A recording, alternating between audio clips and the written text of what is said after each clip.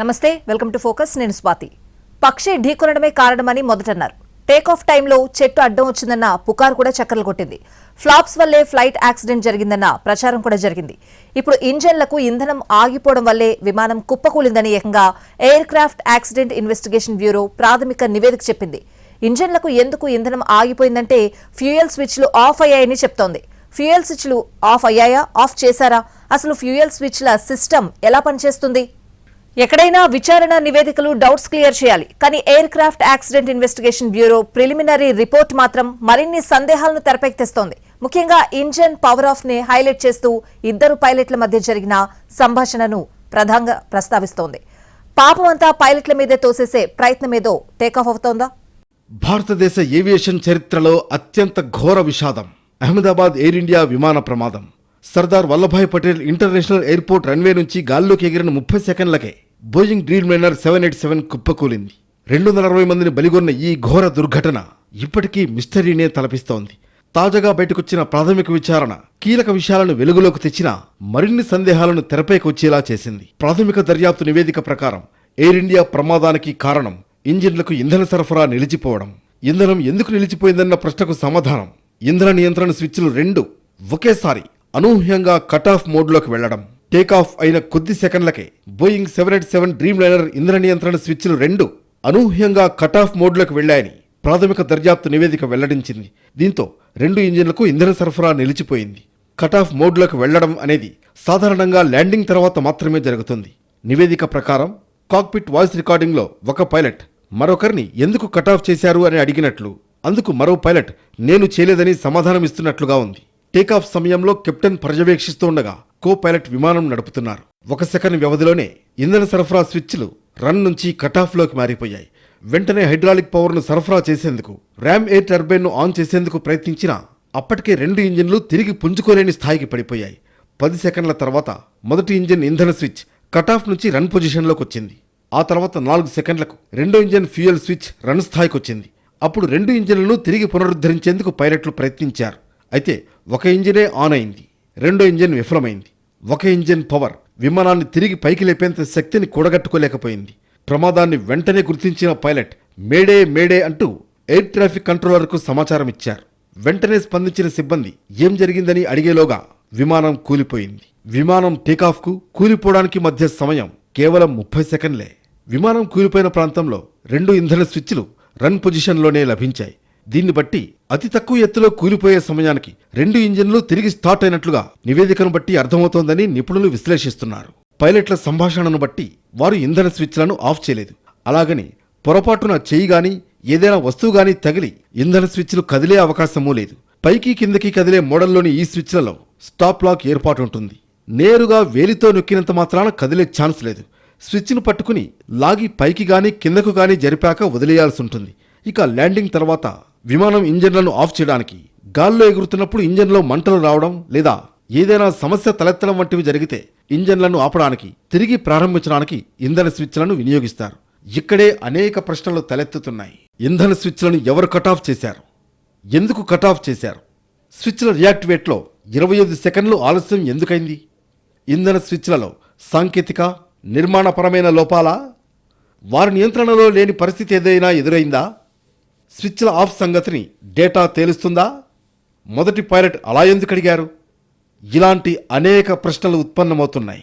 787-8 dreamliner పైలట్లు captain Sumit Sabharwal, co pilot Clive Kunder ఇద్దరు అత్యంత అనుభవం ఉన్న పైలట్లు. 22 ఏళ్ల అనుభవం, 15,638 గంటల విమానం నడిపిన రికార్డ్ ప్రధాన పైలట్ సుమిత్ సబర్వాల్ సొంతం. ఇందులో 8,596 గంటలు బోయింగ్ విమానం నడిపిన అనుభవం. ఈయన ఎయిర్లైన్ ట్రాన్స్పోర్ట్ లైసెన్స్ 2026 మే 14 వరకు ఉంది. ఇక కో పైలట్ క్లైవ్ కుందార్కు కమర్షియల్ ఫ్లైట్ లైసెన్స్ ఈ ఏడాది సెప్టెంబర్ 26 వరకు ఉంది. Clive Kunder total flying experience 3,403 గంటలైతే అందులో 1,128 గంటలు బోయింగ్ 787 నడిపిన గంటలు. ఇంతటి అనుభవం ఉన్న పైలట్లకు ప్రమాదం జరిగిన సమయంలో ఎలాంటి పరిస్థితులు ఎదురయ్యాయన్నది తేలడం లేదు. కాక్పిట్ వాయిస్ రికార్డు ప్రకారం ఒక పైలట్ మరొకరిని ఎందుకు కట్ ఆఫ్ చేశారు అని అడిగాడు. అందుకు మరో పైలట్ నేను చేయలేదని సమాధానమిస్తున్నట్లుగా ఉంది. ఇక్కడే అనేక అనుమానాలు తలెత్తుతున్నాయి. ఇంధన స్విచ్ను ఎవరు ఆఫ్ చేశారు? ఎందుకు చేశారు? పొరపాటున అలా జరిగిందా లేదా మెకానికల్ ఫెయిల్యూర్ ఏమైనా అయ్యిందా అనే కీలక ప్రశ్నలకు సమాధానాలు దొరికితేనే కాని Air India flight crash mystery వీడేలా లేదు. ఇది ఇంకా ప్రాథమిక నివేదికే కాబట్టి ఫైనల్ రిపోర్ట్లో పక్కా కారణాలు తెలిసే అవకాశం ఉంది. అసలు ఫ్యూయల్ స్విచ్లు అంటే ఏంటి, ఇవి ఎలా పనిచేస్తాయి? ఇంధన స్విచ్లు ఆఫ్ అయితే ఫ్లైట్స్ కూలిపోతాయా? ఎయిర్ ఇండియా బోయింగ్ విమానంలో 2 ఇంజన్లున్నాయి. ఒకటి విఫలమైనా ఆటోమేటిక్గా మరో ఇంజన్ ఆన్ అవుతుంది. ఇంజన్కు ఇంధన సరఫరాను నియంత్రించే స్విచ్లే ఫ్యూయల్ కంట్రోల్ స్విచ్లు. వీటిని ఫ్యూయల్ స్విచ్లు అని కూడా పిలుస్తారు. ఫ్లైట్ గాల్లో ఎగురుతున్న టైంలో ఏదైనా ఇంజిన్ ఫెయిల్ అయినప్పుడు ఆ ఇంజిన్ను ఆఫ్ చేసేందుకు, మరో ఇంజిన్ను ఆన్ చేసేందుకు ఈ స్విచ్లను ఉపయోగిస్తారు పైలట్లు. అలాగే విమానం నేలపై ఉన్నప్పుడు ఇంజిన్ను స్టార్ట్ చేసేందుకు, ఆఫ్ చేసేందుకు ఈ స్విచ్లను ఉపయోగిస్తారు. ఏవియేషన్ ఎక్స్పర్ట్స్ విశ్లేషణ ప్రకారం పైలట్స్ పొరపాటున ఈ స్విచ్లను ఆఫ్ చేయలేరు. ఇంజిన్కు ఫ్యూయల్ సప్లైను ఆపలేరు. అలాగే ఈ పొరపాటును కూడా ఏదైనా జరిగి కట్ ఆఫ్ అయిపోయే ఛాన్స్ లేదు. కానీ పైలట్ దాన్ని కట్ ఆఫ్ చేస్తే మాత్రం వెంటనే దాని ఎఫెక్ట్ పడుతుంది. ఎందుకంటే ఆ స్విచ్ ఆపేస్తే ఇంజిన్కు ఫ్యూయల్ సప్లై ఆఫ్ అవుతుంది, ఇంజిన్ ఆగిపోతుంది. రన్వే నుంచి టేకాఫ్ కాలేదు, ల్యాండ్ కాలేదు. అసలు విమానం రన్ అయ్యే అవకాశం లేదు, కుప్పకూలిపోతుంది. ఇంజన్లు ఆగిపోతే ప్రమాదమే. ఎయిర్ ఇండియా ఘటనకు అదే కారణం. ఫ్యూయల్ స్విచ్ల సిస్టమ్ చాలా భిన్నంగా ఉంటుంది. ఇంధన నియంత్రణ స్విచ్కు వైరింగ్, విద్యుత్ ఏర్పాట్లు ప్రత్యేకంగా ఉంటాయి. ఈ స్విచ్ను కంట్రోల్ చేసేందుకు ఫ్యూయల్ వాల్వ్ ఉంటుంది. అహ్మదాబాద్లో కుప్పకూలిన ఎయిర్ ఇండియా ఫ్లైట్లో 2 ఫ్యూయల్ కంట్రోల్ స్విచ్లున్నాయి. జీఈ ఇంజన్లతో కనెక్ట్ అయి ఉన్న ఈ స్విచ్లు థ్రస్ట్ లీవర్ కింద ఉంటాయి. థ్రస్ట్ లీవర్ కాక్పిట్లో ఉంటుంది. ఇది స్ప్రింగ్లతో ఉంటుంది. ఈ స్విచ్ను ఆన్ లేదా ఆఫ్ చేయాలంటే పైలట్ ముందు దాన్ని పైకి లాగాలి. అలా చేస్తేనే స్విచ్ను ఆన్ లేదా ఆఫ్ చేయడానికి అవకాశం. Air craft accident investigation bureau AAIB ప్రాథమిక నివేదిక ప్రకారం ఫ్లైట్ టేకాఫ్ టైంలో గరిష్టంగా 180 నాట్ల వేగాన్ని రీచ్ అయింది. వెంటనే ఇంజిన్ 1, ఇంజిన్ 2 స్విచ్లు కటాఫ్ స్థితిలోకి వెళ్లిపోయాయి. ఈ 2 ఇంజన్లు కటాఫ్ స్థితికి వెళ్లడానికి మధ్య వ్యవధి 1 సెకను మాత్రమే తేడా. అంటే ఒక ఇంజన్ ఆఫ్ అయిన సెకండ్ వ్యవధిలోనే రెండో ఇంజిన్ కూడా ఆగిపోయింది. ఫ్యూయల్ సప్లైను ఆఫ్ చేశారా అని ఒక పైలట్ మరో పైలట్ని అడగ్గా తానేమీ చేయలేదు అని పైలట్ నుంచి సమాధానం వచ్చిందని కాక్పిట్ వాయిస్ రికార్డింగ్ను బట్టి అర్థమవుతోంది. ఇంజిన్ను ఎవరు ఆఫ్ చేశారు, ఎందుకు చేశారు, వాటంతటా అవే అయ్యాయా అన్నది అంతు చిక్కడం లేదు. ఎయిర్ ఇండియా విమాన ప్రమాదంపై ఏఏఐబి ప్రిలిమినరీ రిపోర్ట్లో సమగ్రమైన వివరాలేమీ లేవు. దీంతో ఫ్యూయల్ స్విచ్ ఆఫ్ పై సందేహాలకు చిక్కుముడులు అప్పుడే వీడేలా లేవు. 15 పేజీల ప్రాథమిక నివేదికలో అనేక విషయాలను మాత్రం పొందుపరిచింది. ప్రమాదానికి పక్షులు ఢీకొట్టడం, వాతావరణం కారణం కాదని నిర్ధారించింది. గాల్లోనే విమానం 2 ఇంజిన్లు ఆగిపోయాయని ప్రాథమికంగా తేల్చింది. టేకాఫ్ అయిన 30 సెకండ్లలోనే విమానం కూలిపోయిందని వెల్లడించింది. Engine 1, engine 2 ఆగిపోయాయని తేల్చింది. ఫ్యూయల్ స్విచ్లు రన్ నుంచి కటాఫ్కు మారాయని తెలిపింది. సెకండ్ల వ్యవధిలో ఇంజిన్లకు ఇంధనం సరఫరా నిలిచిపోయిందని నిర్ధారించింది. అసలు ఇంజిన్ ఎందుకు ఆపారు, ఎవరు ఆపారన్నది తెలిస్తేనే మిస్టరీ వీడుతుంది. అయితే ప్రాథమిక నివేదికను బట్టి అప్పుడే ఒక అభిప్రాయానికి రాలేమని అన్నారు aviation minister Rammohan Naidu. Appreciate the job done by AIB, a very commendable job. It was a very challenging task. In fact, for the first time, safely securing the black box and trying to decode the data and everything being done in India itself in the lab in Delhi for AIB, first of its kind. So I'd like to appreciate all the efforts they have put in to do a very transparent, very mature, professional way the investigation has been done, and also all the international protocols have also been respected and followed. And regarding the report, this is a preliminary report right now, and from the ministry we are analyzing the report, but I think it would be better if we can comment on it once the final report comes in. అయితే ప్రాథమిక నివేదిక మొత్తం పైలట్లదే తప్పన్నట్లుగా చిత్రీకరించే ప్రయత్నం జరుగుతోందన్న చర్చ జరుగుతోంది. దీంతో AAIB నివేదికపై pilot సంఘాలు తీవ్ర అభ్యంతరం వ్యక్తం చేస్తున్నాయి. విమాన ప్రమాదం ప్రాథమిక నివేదికపై పైలట్ అసోసియేషన్లు ఎందుకు అభ్యంతరం వ్యక్తం చేస్తున్నాయి? నిష్పక్షపాతంగా దర్యాప్తు చేయాలని డిమాండ్ చేయడానికి కారణమేంటి? ప్రిలిమినరీ రిపోర్ట్ అంశాలే ఫైనల్ రిపోర్ట్ సారాంశమవుతాయా? అంటే అంతా పైలట్లదే తప్పనే సంకేతం ఇవ్వబోతున్నారా? ప్రాథమిక నివేదికపైనే ఇన్ని అభ్యంతరాలుంటే ఫైనల్ రిపోర్ట్ ప్రకంపనలు సృష్టించడం ఖాయమా? Aircraft accident investigation bureau ప్రాథమిక నివేదిక చర్చనీయాంశమైంది. అహ్మదాబాద్ విమాన ప్రమాదానికి సంబంధించి దర్యాప్తు జరిగిన తీరు, రిపోర్ట్లో ప్రస్తావించిన కొన్ని అంశాలపై ఎయిర్లైన్ పైలట్స్ అసోసియేషన్ ఏఎల్పిఏ తీవ్ర అభ్యంతరాలు వ్యక్తం చేసింది. ముఖ్యంగా 4 అంశాలను ప్రస్తావిస్తోంది. విచారణ పూర్తి కాకుండానే పైలట్ తప్పిదమని ఎలా నిర్ధారిస్తారన్నది ప్రధాన ప్రశ్న. కాక్పిట్ వాయిస్ రికార్డులో చాలా మాటలు రికార్డైతే కేవలం కొన్ని పదాలనే రిపోర్ట్లో ఎలా ప్రస్తావిస్తారని ఆగ్రహం వ్యక్తం చేస్తోంది. విచారణ జరుగుతున్న తీరుపైన అనుమానాలు వ్యక్తం చేసింది. విచారణ బృందంలో అనుభవజ్ఞులైన పైలట్లు, టెక్నికల్ ఎక్స్పర్ట్స్ లేకపోవడం పైన అభ్యంతరం వ్యక్తం చేసింది. ఇన్వెస్టిగేషన్లో పారదర్శకత లోపించిందని తెలిపింది. దర్యాప్తు ప్రక్రియలో పైలట్లను కనీసం పరిశీలకులుగా చేర్చాలని డిమాండ్ చేసింది. ఈ ఘటనకు సంబంధించి మీడియాలో వస్తున్నవన్నీ అసంబద్ధ ఊహాగానాలు అంటూ ఖండించింది పైలట్ల సంఘం. We are surprised that the statement was released in the middle of the night at around 1:30 and it carries nobody's signature. Nobody is responsible for that, and it's a very irresponsible way of putting out such an important report. We've always maintained that you should have some kind of transparency, and the personnel involved in these investigation should be specialists.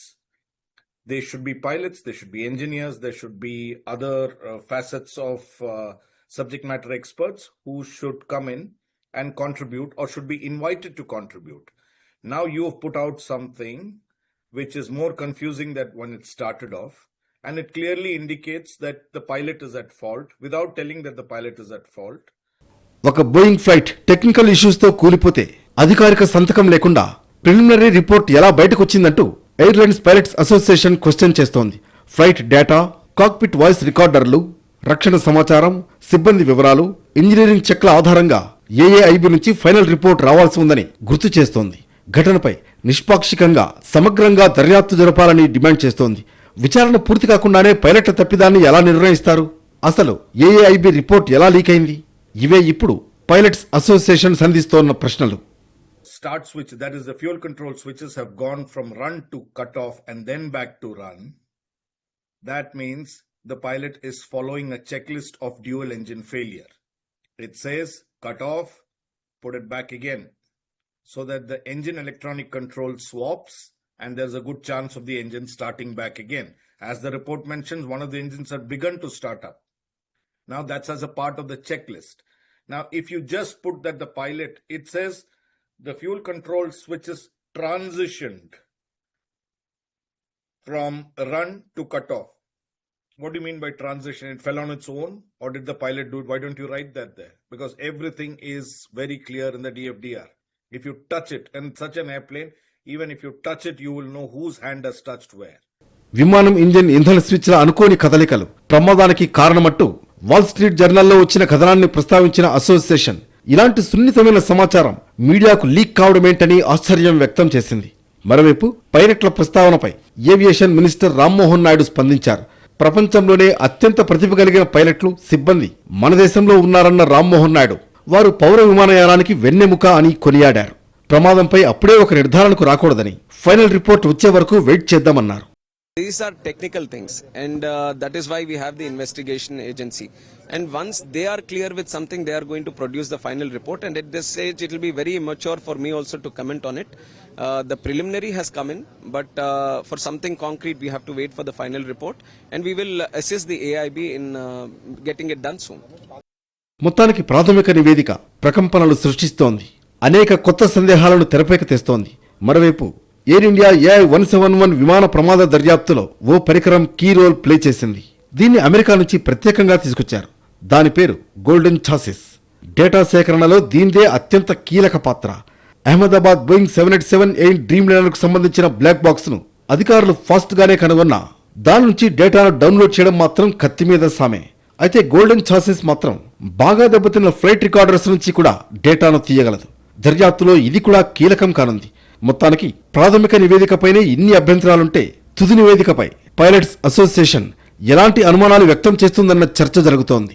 చూడాలి విమాన ప్రమాదానికి పక్కా కారణాలను పూర్తిస్థాయి నివేదిక వెల్లడిస్తుందో, అంతా పైలట్ల తప్పిదమేనని చేతులు దులుపుకుంటుందో.